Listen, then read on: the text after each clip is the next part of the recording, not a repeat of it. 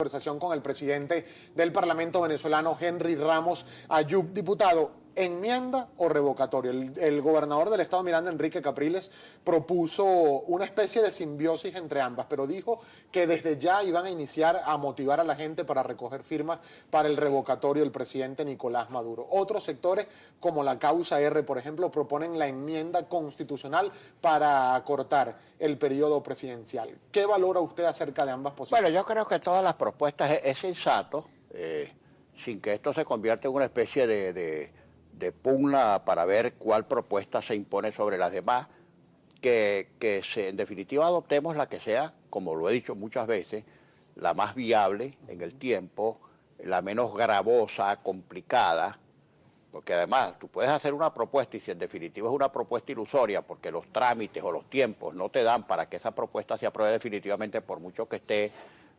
bellamente consagrada en la literatura legal, eso no sirve de nada. Entonces que estudiemos con mucha serenidad y que esto no se convierta en una especie de propuesta electoral o de propuesta promocional de ninguno de los candidatos, de los aspirantes, de los dirigentes políticos.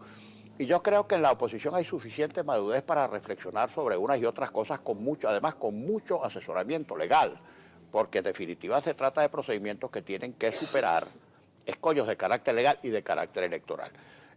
Yo creo que la enmienda es una excelente propuesta, vamos a ver si es la más viable.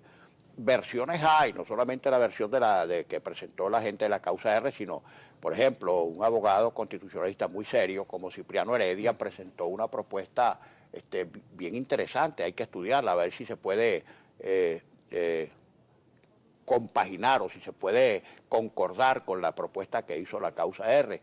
La propuesta del referéndum revocatorio, esa es otra propuesta, también hay que estudiarla. Mira, hay incluso, que eso no se ha descartado, en el texto de la Constitución hay la posibilidad de que se apruebe por mayoría simple en la Asamblea Nacional la figura del abandono de cargo por parte del presidente, que el abandono de cargo no quiere decir que el presidente se va y deja físicamente el despacho, ¿no? El abandono de cargo significa la dejación o el no ejercicio de muchas de las facultades constitucionales. Por la inacción de alguna. Por inacción.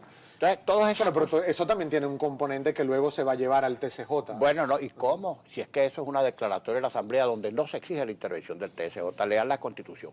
No sé qué argucia, qué trampa irán a montar los emboscadores de la Sala Constitucional para decir, pero el abandono de cargos se aprueba por mayoría simple en la Asamblea Nacional y es el único caso donde expresamente en la Constitución no se señala la intervención de la Sala Constitucional. Mire, Esta es otra primicia para ti, ¿eh? Mire, diputado, por cierto que a propósito de este tema, usted dijo recientemente en el Parlamento Nacional, cuando se analizaban todos estos temas revocatorio, enmienda o la posible renuncia del presidente, usted dijo que hay 3 corrientes militares en la Fuerza Armada Nacional pidiéndole la renuncia al presidente Nicolás Maduro y 4 corrientes o personalidades o bloques dentro del Partido Socialista Unido de Venezuela pidiéndole también la renuncia al presidente Nicolás Maduro.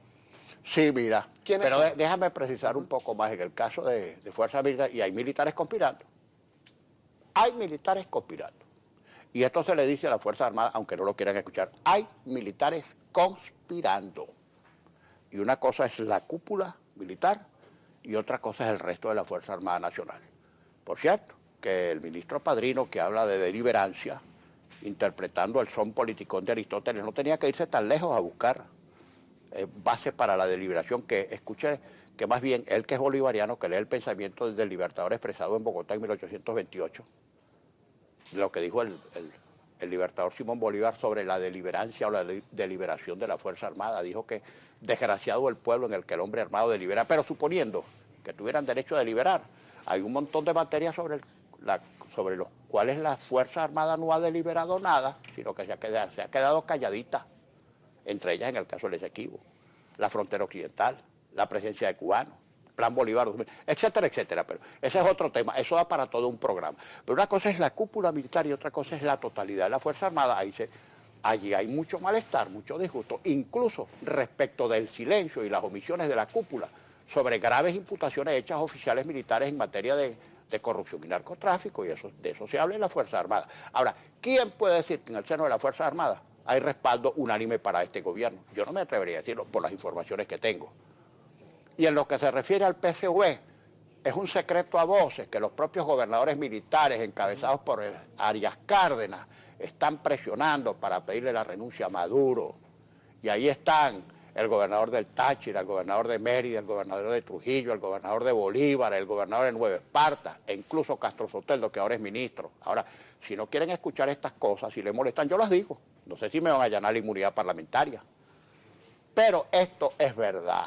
Este es un gobierno que está en una situación muy frágil y muy precaria, y en la medida en que no produzca resultados positivos, sobre todo en la gestión económica y en la gestión política, va a aumentar su propia debilidad. Todos los gobernadores que usted mencionó, diputado, son también militares retirados, ahora en función de gobernadores y ahora... Y más de uno de ellos tiene aspiraciones presidenciales. Pero aparte de ellos, o aparte de estos militares retirados y ahora en funciones de gobernador, ¿hay otros dirigentes del PSV que, de acuerdo a lo que usted ha señalado, estarían también pidiéndole la renuncia al presidente Maduro? Una sola referencia. Ve la página, esas páginas afines al gobierno o al chavismo, para que tú veas los articulistas. Hay algunos que abiertamente, o sea, e incluso le piden la renuncia con más fervor y con más énfasis, con más radicalidad de la que se la piden los dirigentes políticos de la oposición. ¿Hay posibilidades de un autogolpe acá en Venezuela, diputado? Yo creo, lo he dicho varias veces, que autogolpe no porque el gobierno tenga control de los militares como para decirles denme un golpe, pero sí el gobierno sabe que en las Fuerzas Armadas siempre ha habido factores absolutamente castrenses, militares militaristas, que creen que ellos son los llamados a gobernar, etcétera, etcétera. Y bueno, y cuando el gobierno a sí mismo alienta este tipo de colapso económico y político, es alentando esos factores para que le den un golpe. Nosotros vamos a seguir revisando otros temas políticos, diputado, pero desde ya vamos a empezar a introducir la opinión de la audiencia, que es muchísima, que nos ha llegado la mañana de hoy. Estenin Olivares lista para presentarla. Así es, Gabriel, es mucha de muchísimos temas. Además, diputado Ayub, le voy a leer el primero del señor Kenny Hidalgo. Él le pregunta, diputado Henry Ramos, ¿y la emergencia de seguridad, será que el gobierno solo ve las muertes de las guarimbas y las muertes diarias? Le preguntan. Sí, bueno, muertes lamentablemente con estos índices de criminalidad que son absolutamente aterradoras. Los hechos violentos que se produjeron a partir del 12 de febrero del año antepasado, perdón, hubo muertos, pero muertos por producto de la represión, hubo muertos producto de la colocación de guayas que nadie ha determinado quién fue que colocó esos artefactos, hubo muertos por armas, por disparos de francotiradores, etcétera. Los únicos casos de muertes donde se ha podido precisar la autoría material, la autoría directa, ha sido de miembros de las Fuerzas Armadas y de las Fuerzas Policiales, eso está clarísimo. Otro comentario de William Uribe le pregunta, claro y raspado, se quiere saber, ¿habrá sanciones a autoridades que no van a citaciones de la Asamblea Nacional? ¿Sí o no? ¿Cuáles y cuándo? Sí, por supuesto que siempre se agotan los trámites y las exigencias establecidas en la ley de comparecencia, y si los magistrados, si las personas citadas no comparecen en el lapso exigido y en las oportunidades en que se los requiera, pues se instan las acciones que van desde acciones que debe promover la Fiscalía General de la República hasta multas de determinada cantidad de unidades tributarias. Moreno Jonathan le pregunta, diputado, ¿cuándo van a cumplir lo que prometieron al pueblo? Porque ahora sí somos pueblo para la MUD, lo que prometieron, la última cola. Bueno, dijimos que la última cola era la cola electoral en el sentido de que si hacíamos esa cola y si votábamos íbamos a comenzar a cambiar las cosas. Pero nosotros, por ejemplo, nunca dijimos, ni lo podíamos decir, que después que la gente votara en esa cola, nosotros íbamos a abastecer los anaqueles de los mercados, porque eso no es función de la Asamblea Nacional. Decir que esa era la última cola era en el sentido de que votemos, hagamos ese esfuerzo, porque de aquí en adelante van a cambiar las cosas. Y creo que desde la Asamblea hemos hecho el esfuerzo en las áreas de nuestra competencia para que las colas se acaben. Estamos promoviendo leyes en favor del abastecimiento, en favor de la producción nacional, para que se acabe tanto control, para que se acabe la burocracia. Ahora, si el gobierno no las ejecuta, lamentablemente, pues nosotros no tenemos la culpa de eso.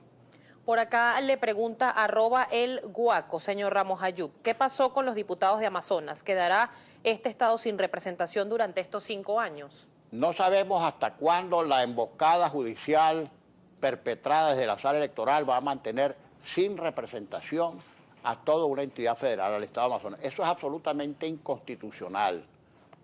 Esto atropella a todo el electorado del Estado Amazonas. Que el tribunal decida definitivamente si reintegrar a esos diputados como tiene que reintegrarlos porque fueron libremente electos y además abrumadoramente electos, o si ordenan repetir las elecciones. Sea cual sea el caso, Amazonas va a tener otra vez sus diputados.